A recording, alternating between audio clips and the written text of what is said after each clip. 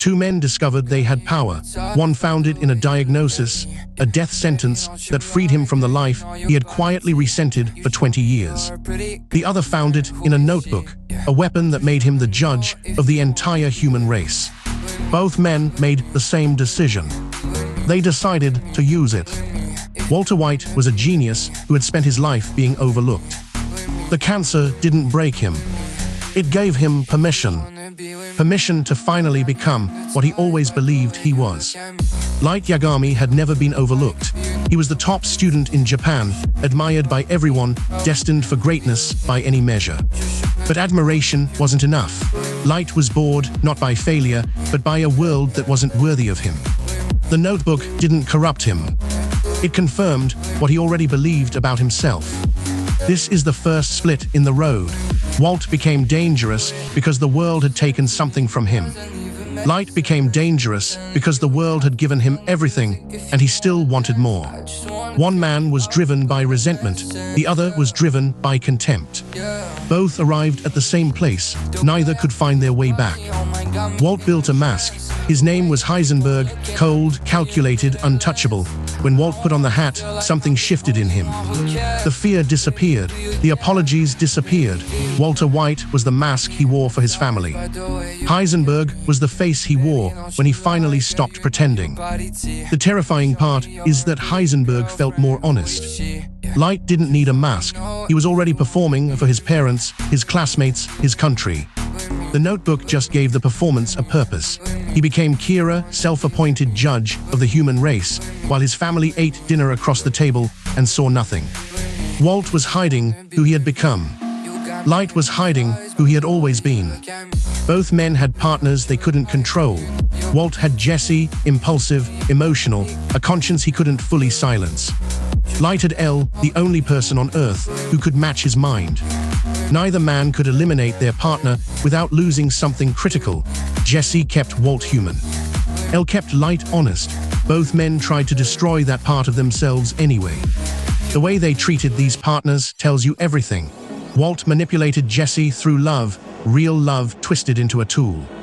He knew exactly which emotional lever to pull, and he pulled it every time Jesse came close to leaving. Light manipulated Elle through intellect, a chess match disguised as friendship. Walt used someone who loved him.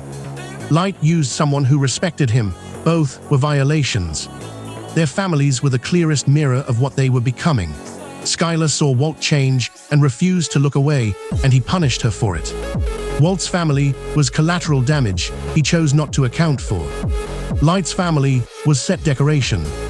He could mourn his father's death while internally calculating how to use the situation. One man lost his family, the other never really had one to lose.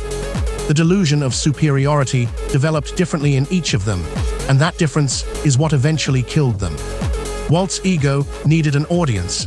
He needed people to know that he was the one who knocked. He couldn't let a victory go uncelebrated, even when celebrating it was suicidal. Light's superiority needed no audience. He didn't want recognition. He wanted obedience. That distinction matters more than almost anything else in either story.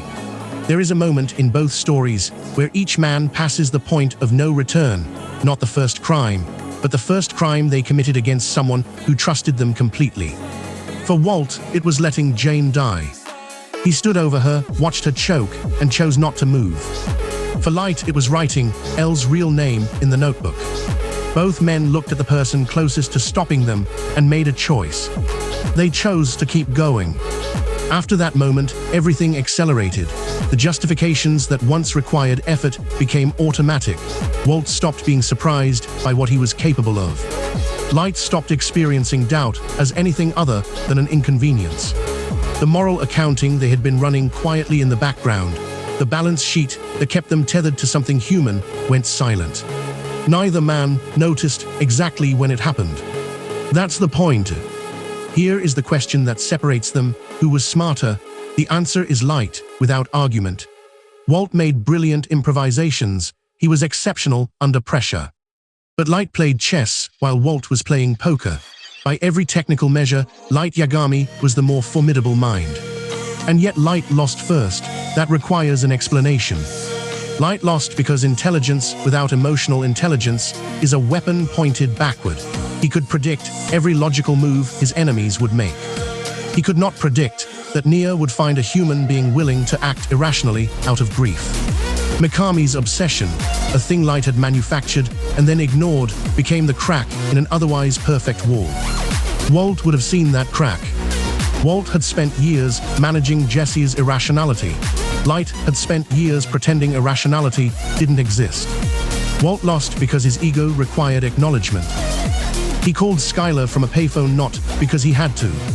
He called because part of him still needed her to understand. He confessed to Hank not because he slipped. He confessed because he wanted to be seen. Intelligence is a tool, ego is a lake. Their endings mirror each other in one specific way. Both men, at the very end, stopped lying not to their enemies, but to themselves. Walt admitted to Skylar that everything he did for himself. Not for the family. Not for Walt Jr., for himself.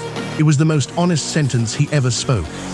Light, bleeding on the staircase, lost all composure and begged. The persona shattered.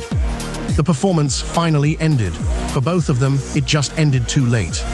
What these two stories are really about is the difference between transformation and revelation. Breaking Bad is a transformation tragedy. Death Note is a revelation tragedy. Light did not become Kira. Light was always Kira. The notebook didn't change him, it just removed the reason to hide. That's why Death Note is colder. There was never a version of Light that ended well. There was a version of Walt that ended well. That's what makes Breaking Bad unbearable to rewatch. Every early episode is full of off-ramps. He drove past every single one. The tragedy of Walt is that it was avoidable. The tragedy of Light is that it was inevitable. One is a cautionary tale, the other is a diagnosis. The final difference is what they left behind.